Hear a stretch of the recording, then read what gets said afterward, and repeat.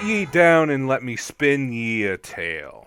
A mighty tale of capitalism, of statism, of freedom and safety, and how the government are a bunch of lazy, incompetent fuckos who will blow up your entire neighborhood and never face any consequences. Let's begin. Once upon a time, and by once upon a time meaning Wednesday, June 30th, 2021, there lived a man. And he lived in a land far, far away. And by far, far away, meaning a communist, statist, authoritarian, bullshit collectivist hellhole called California. Specifically, Los Angeles County, California. And even more specifically, the city of Los Angeles, California. And even way more specifically, the 700 block of East 27th Street in Los Angeles, California. There lived a 27-year-old man named Arturo Seja III. I cannot find Arturo's mugshot or any picture of him on the internet, so fuck it, that'll have to do. And this man Arturo was a capitalist. He believed in making money for himself. He believed that with a little intelligence and some elbow grease, he could create a better life for himself by providing a good or a service to his fellow man in exchange for reasonable recompense. Ah, capitalism. And our hero, our main man Arturo, devised a plan to make some money to improve his life. Arturo one day noticed that fireworks were illegal. They were illegal in the city of Los Angeles. They were illegal in the county of Los Angeles. They were illegal in the great state of California, But he also noticed something else. He noticed they weren't illegal in Nevada. And Arturo got to thinking. His noggin was a joggin'. Perhaps he could go to Nevada, buy fireworks there, come back to California with those fireworks, and sell them for 4 times the price that he bought them for in Nevada, making a profit of 4-1. Brilliant! So Arturo rented a cargo van and made the 4-hour journey to a place. A special place called Area 51 Fireworks, located at 1381 Nevada Highway 372. Pahrump, Nevada, 89048. Phone number 775-727-6223. Website area51fireworks.com. Open 8 a.m. to midnight, 7 days a week. So Arturo went to Area 51 Fireworks and bought some commercial fireworks. But while he was there, he met a capitalist proprietor in the parking lot of Area 51. Selling some homemade fireworks out of the trunk of his Honda. Because this is America and capitalism, fuck yeah. And upon further inspection of this fellow entrepreneur, he learned that Honda Boy wasn't just selling any fireworks, no sir. This was the good shit. Honda Boy was selling 5-inch cardboard hand grenades guaranteed to either blow a hole in something or blow your arm clean the fuck off. So Arturo, being the good capitalist he is and believing in the free market and understanding that bigger is indeed better and that Californians would indeed pay a premium price to blow up what is basically a hand grenade wrapped in cardboard, I know I would. Arturo bought 280 individual hand grenades and brought them back to California. And so this went on for a while, with Arturo making several trips back and forth from Area 51 to his house, bringing in the fireworks through the cargo vans he rented. And he stored the fireworks in his house safely and responsibly. And no one was hurt, no one was killed, no property was destroyed, and a man was set to make a good profit providing both goods and services leading up to 4th of July and provide for his family and improve his life doing it. We're in the money. We're in the money.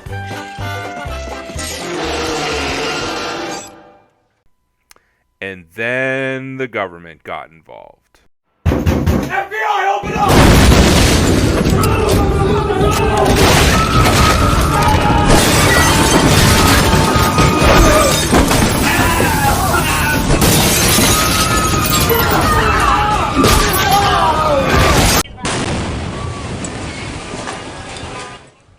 Arturo Ceja III was arrested this weekend by special agents with the ATF.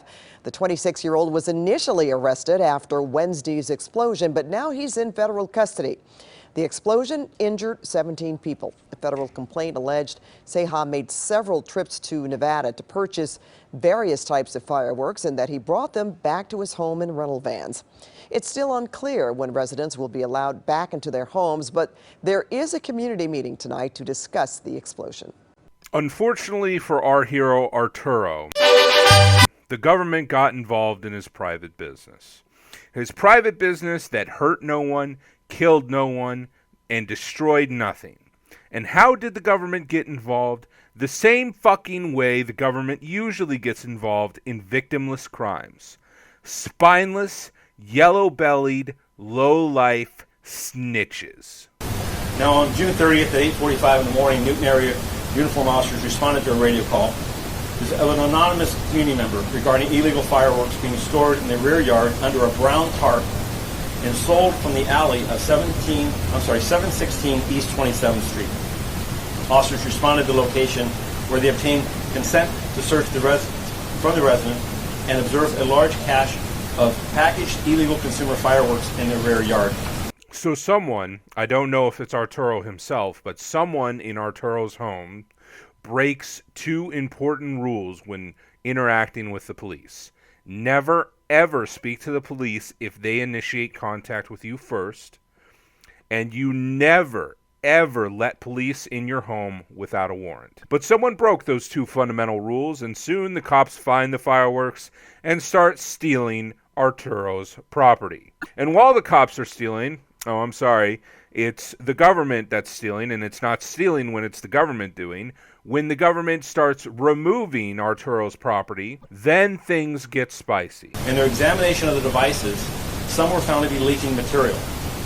The bomb squad determined that these could not be safely transported from the scene due to their condition. This is consistent with the department's established operating protocols. The LAPD bomb squad, with the approval of the Newton Area Incident Commander, attempted to render them safe through the use of the department's total containment vessel. You remember those 5-inch cardboard hand grenades I told you about that Honda boy was selling out the back of his trunk? Well, the bomb squad finds them, and they decide they are too dangerous to move, so they move them into something called a total containment vessel, or TVC, to blow them up inside there. What is a TVC? It's basically a giant hollow metal ball that the LAPD hauls around on the back of a semi-truck to take out to different crime scenes that you put a bomb or IED or whatever into, detonate inside of it instead of out in the open where it can hurt people. So basically, whatever we would be either transporting or disposing of would be placed in inside this hole right here. We have either a drawer system that we can use, or we can position it in the center of the ball inside this containment vessel, and then we can do a controlled detonation if we had to, or move the device if it's safe to transport to a different location to take care of it. Well, the sergeant says that the bomb detonator is made of pure steel, inches of pure steel, and acts almost like a vault. They put explosives in it, shut the door, and the detonated dangerous device is safely depressurized, they say. It's released through several holes, and if everything goes according to plan, it's supposed to be done away from the community, especially by a case-by-case situation. Fire in the hole!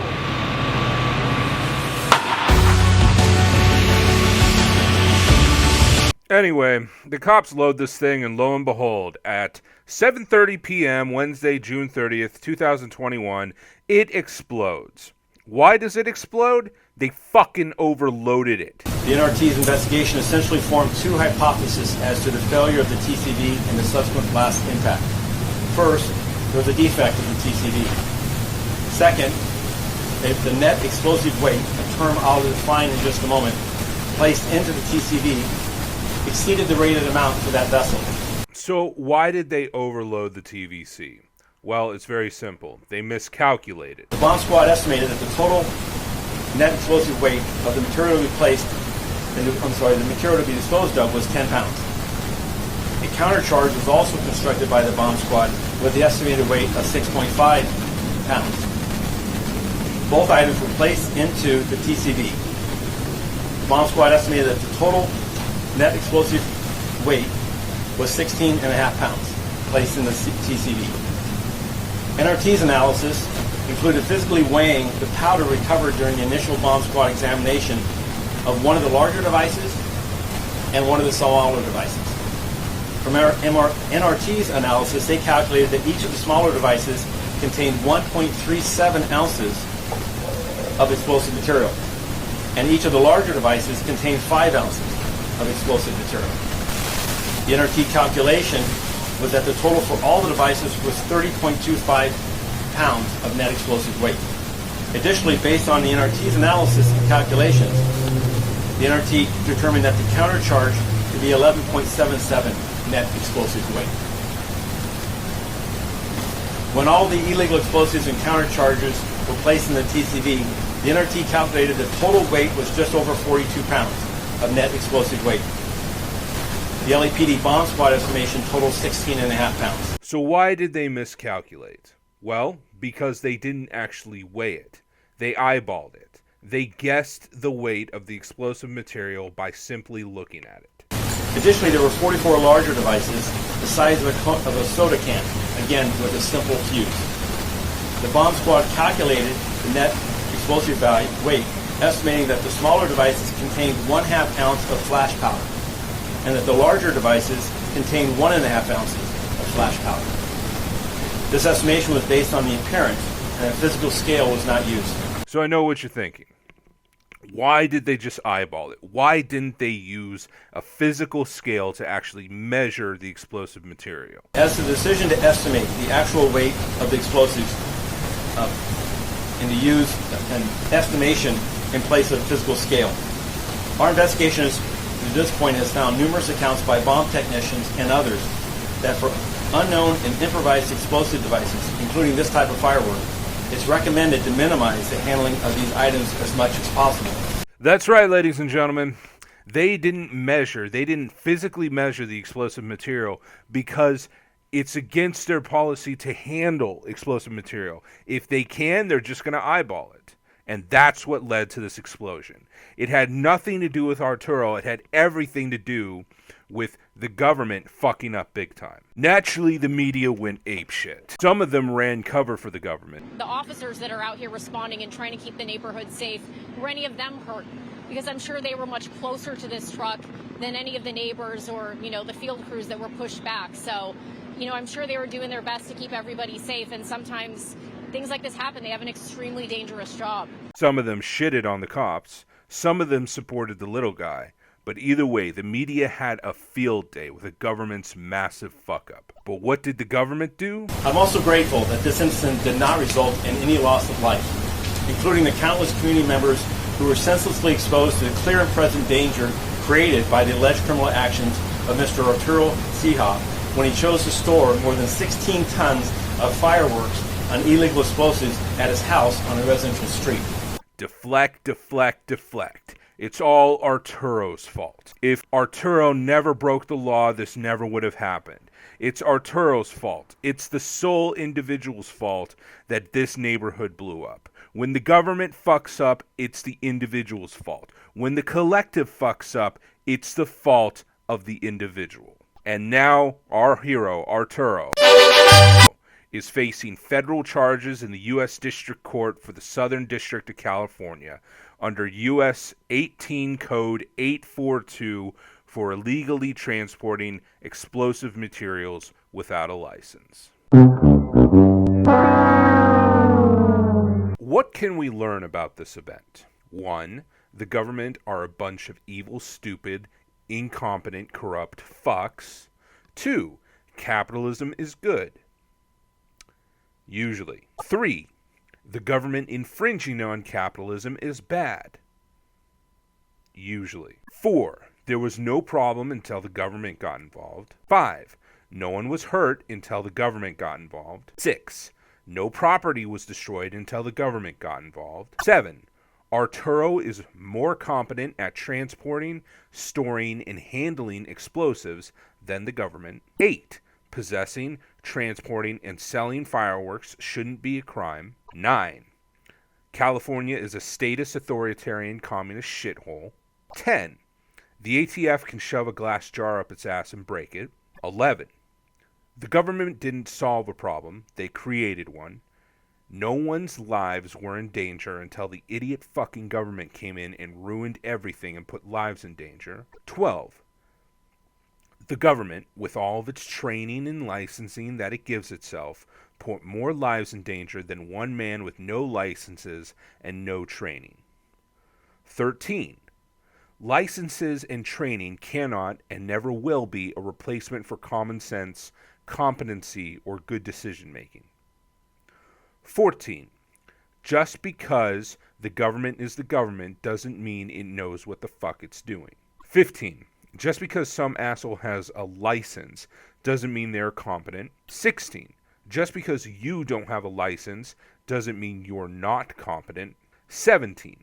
Snitches get stitches. 18. The collective government likes to deflect blame onto the individual for their collective fuck-up. 19. The government fucked up big time, and are they going to face any consequences for it? Ha ha ha, as fucking if.